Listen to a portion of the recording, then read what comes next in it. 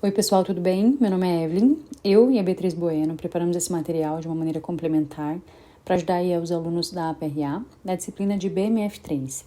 E hoje o tópico que nós vamos trabalhar é sobre a somatotrofina e a fisiologia do crescimento. Bom, o que seria essa somatotrofina, né? Ela é também chamada de hormônio do crescimento. É produzida pelas células somatotrópicas, né, da adenohipófise. A adenohipófise está localizada no lobo anterior da hipófise.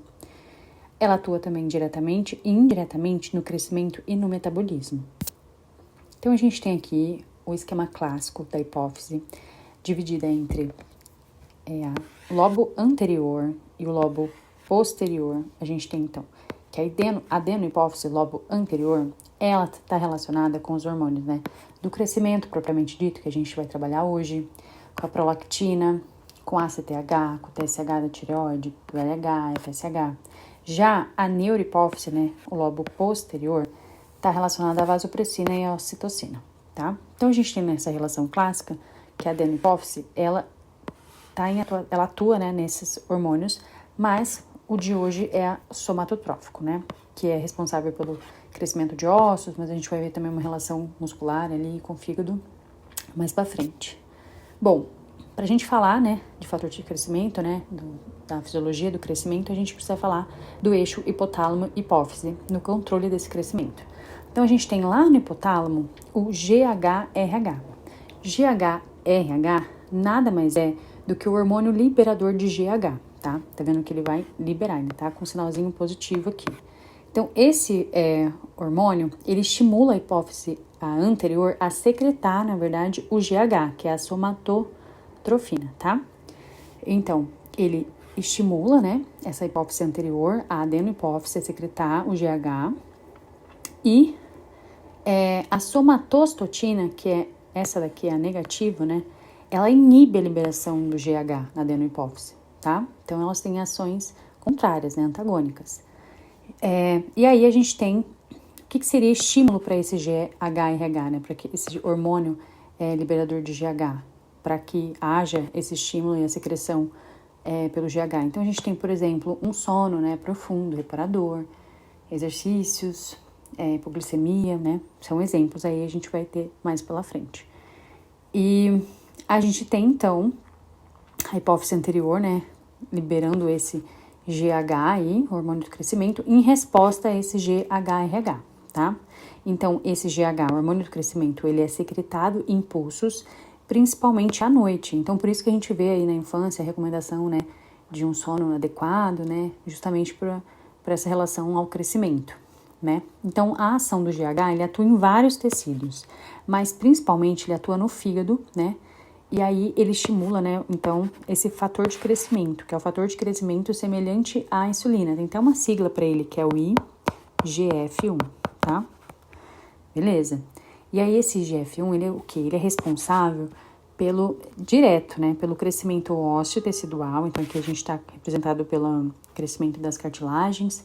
Então, né, consequência ósseo tecidual. Ele estimula também a proliferação de condrócitos nas placas epifisárias e também exerce um feedback negativo, tá? Então, assim, com relação, né, a esse feedback negativo, a gente tem dois fatores, né? Então, esse IGF, né, que é esse fator de crescimento, e o GH, eles são, né, fatores feedback negativo, inibem a liberação do GH no hipotálamo e a secreção de GH na hipófise, tá? E aí, o que estimula? Estimula a somatostatina. Por quê? Ela faz com que reduza o GH. Então, todos esses três, né? Então, esse fator do fator de crescimento, o GH e a somatostatina, eles são feedbacks negativos, tá? Pro GHRH. Lembrando, o que é o GHRH? Nada mais é do que o hormônio liberador de GH, tá? E aí a gente tem o que seria, né, propriamente, esses estímulos e a inibição, né? São exemplos do estímulo. O GHRH, propriamente dito, isso do hipotálamo. O sono nessa fase profunda, a hipoglicemia, o jejum, estresse, exercício, ácido arginina e grelina. Inibição, o que seria? A somatostatina, que é aquele que estava em negativo lá, o inibidor hipotalâmico. Hiperglicemia, ácidos graxos livres elevados, feedback negativo pelo próprio IGF-1, que é o fator de crescimento lá, que a gente viu pelo fígado. E mecanismo de ação. Então, a gente tem a ação direta, o GH atua em tecidos-alvo, como músculo, fígado e tecido adiposo, promove, então, a lipólise, conservação de glicose, efeito diabetogênico, aumento da síntese proteica. E mecanismo de ação indireta, via, né, o fator de crescimento lá.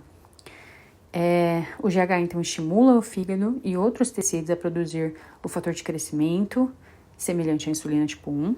Esse fator de crescimento ele é responsável pela proliferação celular e crescimento ósseo e cartilaginoso, principalmente na infância e na adolescência. Por quê? Na infância e na adolescência, né, qual que é esse papel de crescimento? É estimular o crescimento longitudinal dos ossos, lembra? Né? Em altura, o crescimento em altura, né? O longitudinal, porque na infância e adolescente as epífises estão abertas. Na vida adulta, então, mantém a massa muscular, metabolismo e a função óssea do adulto. E aí a deficiência e excesso, né? Uma relação importante aí. Na deficiência, por exemplo, o hipopituitarismo, a gente tem uma baixa estatura, a gente está falando de uma relação de crescimento longitudinal, então automaticamente a gente relaciona, né, um menor crescimento, portanto uma baixa estatura, né? O retardo no desenvolvimento, o excesso, a gente tem duas relações. Na infância, como as epífises são abertas, como a gente sabe, pode ocorrer o gigantismo. Na vida adulta, com as epífises já fechadas, a gente tem a acromegalia. Bom, é isso. Espero que vocês tenham gostado, que tenha ajudado de alguma forma. Estamos à disposição para eventuais dúvidas. É só entrar em contato. Muito obrigada.